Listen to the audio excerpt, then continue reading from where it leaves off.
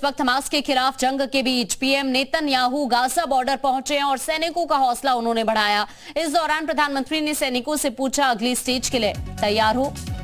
Gaza border पहुंचे हैं PM Netanyahu और उन्होंने यहां पर सैनिकों का हौसला बढ़ाया है और ये भी पूछा है कि क्या वो अगली स्टेज के लिए तैयार हैं। ये देखिए तस्वीरें हम आपको इस वक्त दिखा रहे हैं। ये प्रधानमंत्री नेतन्याहू की तस्वीर इस वक्त आपकी स्क्रीन पर है, जब वो गाजा बॉर्डर पहुंचे और उन्होंने यहाँ पर सैनिकों की हौसला अफजाई की और उसके बाद यहाँ पर उनसे ये भी पूछा कि क्या वो अब जो उनका अगला स्टेप है उसके लिए तैयार हैं।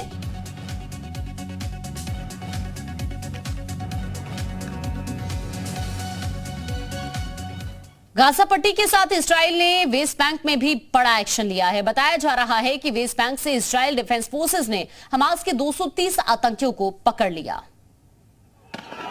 दरअसल वेस्ट बैंक में इजरायली सेटलर्स की संख्या काफी ज्यादा है, जिन्हें हमास से सीधा खतरा है। इसीलिए इजराइल डिफेंस फोर्सेस ने वेस्ट बैंक में भी कार्रवाई शुरू कर दी। हालांकि वेस्ट बैंक नरम दल वाले हैं और वो बिना किसी हिंसा का सहारा लिए इजराइल के खिलाफ विरोध प्रदर्शन करते हैं। लेकिन वेस्ट बैंक को अरब देशों का समर्थन हासिल है और वहां धीरे धीरे हमास अपनी जड़ों को गहरा करता जा रहा है। ऐसे में इजराइल के पास वेस्ट बैंक में कार्रवाई करने के अलावा कोई चारा नहीं बचता, क्योंकि उसे अगर यहां से भी हमले झेलने पड़े तो उसका सामना करना मुश्किल हो जाएगा। तो शायद यही वजह है कि 95 साल के एक यहूदी घूम घूम कर इस्राएली सैनिकों और लोगों को आतंकी संगठन हमास के खिलाफ युद्ध के लिए प्रेरित कर रहे हैं। वो अपने देश के लोगों को अरब देशों के खिलाफ एकजुट होने के लिए तैयार कर रहे हैं। 95 साल के एजरा यचिन इजरायली संकट की इस घड़ी में आईडीएफ के लिए बतौर रिजर्व सैनिक काम कर रहे हैं। वो इजरायली लोगों और सैनिकों को फिलिस्तीनियों के खिलाफ लामबंद कर रहे हैं। वो कह रहे हैं कि आतंकी संगठन हमास से जुड़े किसी भी फिलिस्तीनी को बख्शा नहीं जाना चाहिए।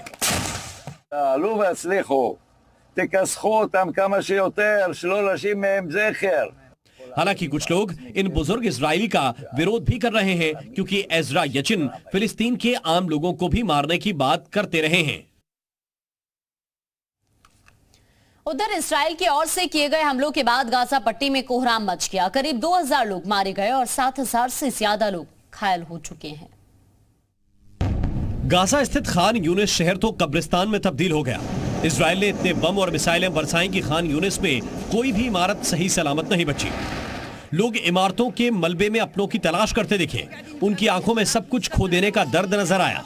अस्पताल शवों और घायलों से भर गए, जबकि बिजली, पानी और खाने के सामान से महरूम लोग इधर उधर भटकते नजर आए। उत्तरी गाजा के 10 लाख से अधिक लोगों की जिंदगी हमास की एक करतूत से नर्क बन गई। लेकिन हमास अब भी नहीं चाहता कि लोग उत्तरी गाजा को खाली करें, बल्कि हमास गाजा के बेकसूर लोगों को ह्यूमन शील्ड की तरह इस्तेमाल करना चाहता है। हमास के आतंकियों ने इस्राएल में बर्बरता की, मासूम बच्चों, महिलाओं और बुजुर्गों को भी मौत के घाट उतार दिया। इसी हैवानियत का बदला लेने के लिए इस्राएल आतंकियों के खिलाफ जवाबी कार्रवाई कर रहा है। वहीं दुनिया के कई देशों में अब इस्राएल के खिलाफ विरोध प्रदर्शन हो रहे हैं। न्यूयॉर्क से लेकर एथेंस तक कई शहरों में लोगों ने सड़कों पर उतरकर इस्राएल के खिलाफ नारेबाजी की।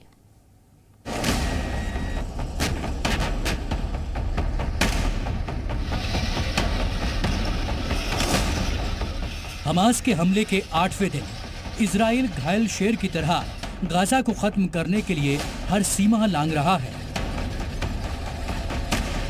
तस्वीरें गवाही दे रही हैं कि अब इजराइल किसी कीमत पर पीछे नहीं हटेगा। लेकिन गाजा पट्टी में इजराइल के एक्शन का असर दुनिया के कई देशों में दिखने लगा है और यही वजह है कि लोग सड़कों पर उतरकर इजराइल के खिलाफ प्रदर्शन कर रहे हैं। अमेरिका के न्यूयॉर्क से लेकर लीबिया के त्रिपोली तो दक्षिण अफ्रीका के केप टाउन से लेकर ग्रीस के एथेंस तक लोगों ने गाजा पर इजराइल के हमले का विरोध किया। पहली तस्वीर अमेरिका के न्यूयॉर्क की है। यहां हजारों लोगों ने गाजा में इजरायली हमले के प्रति आक्रोश जताया। इस दौरान हजारों लोगों की भारी भीड़ नजर आई। प्रदर्शनकारियों में ज्यादातर छात्र थे जो अपने हाथों में तख्तियां और बैनर लेकर पहुंचे और इजराइल के खिलाफ जमकर नारेबाजी भी की।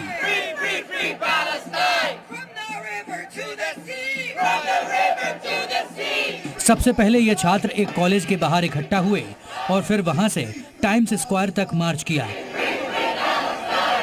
इस दौरान प्रदर्शनकारी आजाद फिलिस्तीन के नारे लगाते नजर आए।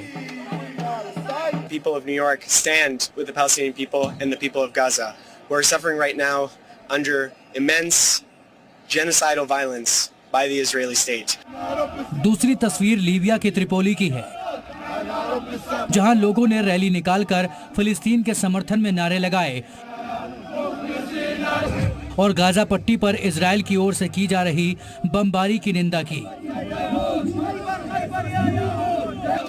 इस रैली में हजारों लोग शामिल हुए जो अपने हाथों में फिलिस्तीनी झंडे लिए हुए थे, तो कुछ प्रदर्शनकारियों के हाथों में बैनर थे जिन पर लिखा हुआ था इजराइल बच्चों का हत्यारा है। الآن الجيوش العربية لديها كل الإمكانيات والإمكانيات المتطورة. حان الآن للدفاع عن فلسطين وأهل فلسطين. حاليا أهل فلسطين يتعرضون إلى الإبادة الشاملة.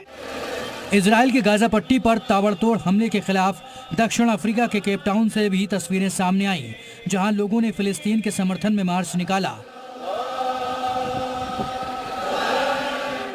इस मार्च का नेतृत्व नेल्सन मंडेला के पोते ने किया।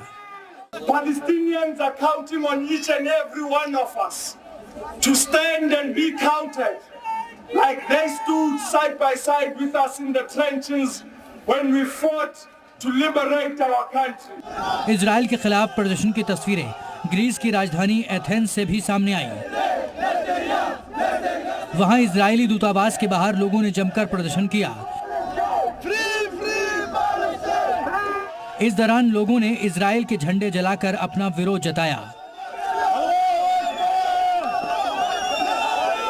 इजराइल और हमास के बीच जारी जंग को लेकर पूरी दुनिया दो खेमों में बंट गई है। एक और इजराइल को पश्चिमी देशों से पूरा समर्थन मिल रहा है, तो वहीं ईरान, लेबनान और पाकिस्तान जैसे कई मुस्लिम देश इसके एक्शन के खिलाफ हैं। लेकिन इजराइल ने हमास को लेकर अपना एजेंडा क्लियर कर दिया है। हमास के खिलाफ इजराइल निर्णायक लड़ाई लड़ रहा है।